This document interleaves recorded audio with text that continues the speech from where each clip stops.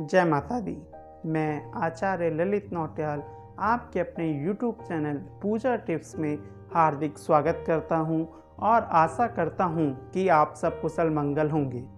तो आज मैं इस वीडियो को उन व्यूअर्स के लिए लाया हूं जिनके मन में भगवान शिव के पूजन करने का संकल्प तो है, परंतु समय के अभाव तथा कुछ परिस्थिति के कारण वह इस पूजन को नहीं कर पा रहे हैं। तो इस महाशिवरात्रि उन व्यूअर्स को 5 चीज़ों के द्वारा भगवान शिव का पूजन करना है, जिससे उनको ज़्यादा से ज़्यादा 10 मिनट का समय लगेगा।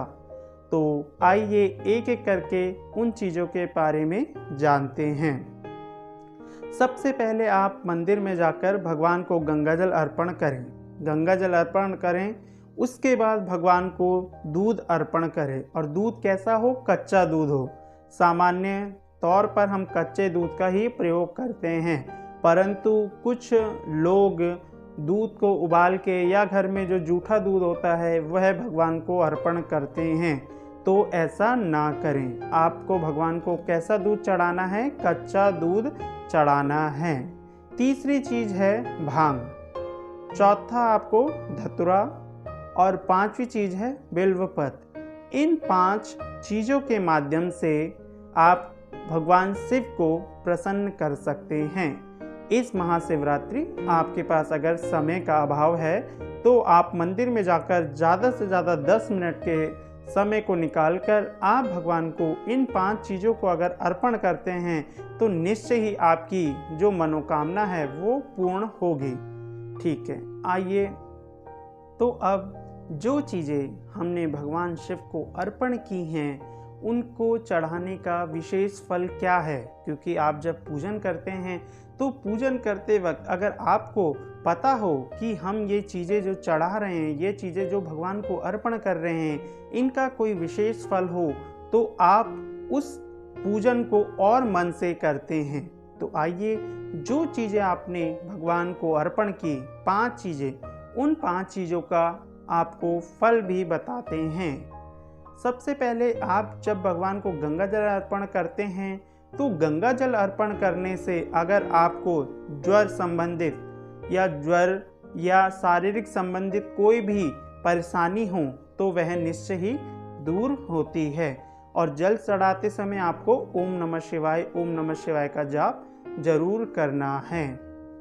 दूध चढ़ाने से आपका चंद्रमा, जो राशि में चंद्रमा होता है, वह मजबूत होता है तथा जो भी आर्थिक स्थिति, आर्थिक परेशानियां होती हैं वह दूर होती हैं। तो दूध चढ़ाते समय भी आपको ओम नमः शिवाय का जाप करना है। तीसरा आपका है बिल्व पत्र। अगर आप बिल्व पत्र चढ़ाते हैं तो आपके द्वारा जो पाप किए गए हैं, गलती या आपके अनजाने में जो कुछ पाप किए गए हैं, उनका नाश होता है। और बिल्व पत्र कैसे चढ़ाना है? उसमें चंदन लगाकर भगवान को आपको अर्पण करना है। ऐसा करने से आपके घर में सुख संपत्ति तथा धन का आगमन होता है। तो इस महाशिवरात्रि आप भी बिल्व पत्र को जरूर चढ़ाएं। चौथी चीज़ है धतूरा। अगर हम भगवान को धतूरा चढ़ाते हैं तो हमें सारे दुखों से छुटकारा मिलता है। घर में जो भी हमारी कुछ ऐसी परेशानियां होती हैं उससे हमें छुटकारा मिलता है। 5वीं वस्तु है भांग। भांग भगवान शिव को बहुत ही प्रिय है। ऐसा कहा जाता है शिव पुराण के अनुसार कि जब भगवान ने विष का पान किया तो उनके शरीर में तपन तो थी, परंतु वह अशांत होकर जमीन पर पड़े हुए थे। तब सभी देवी देवताओं ने उनके ऊपर जल को अर्पण किया तथा उनको दूध के साथ भांग, धतूरा, बिल्व पत्र मिलाकर औषधि के रूप में भगवान शिव को पिलाया। ऐसा करने से भगवान शिव का जो विष था उसका असर कम हो गया। तभी से कहा जाता है कि भगवान को भांग चढ़ाने की प्रक्रिया प्रारंभ होती है और इससे भगवान बहुत प्रसन्न होते हैं।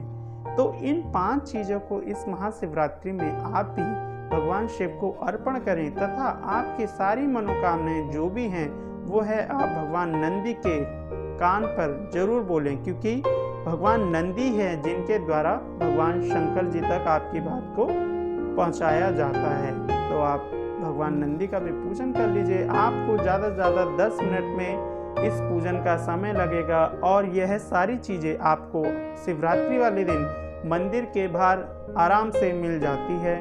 तो आप इस महाशिवरात्रि अगर समय का अभाव है तो आप इन 5 चीज़ों से भगवान भोलेनाथ को प्रसन्न कीजिए, जिनका नाम ही भोलेनाथ है। वह प्रसन्न होकर आपको मन वांछित फल देंगे। जय माता दी।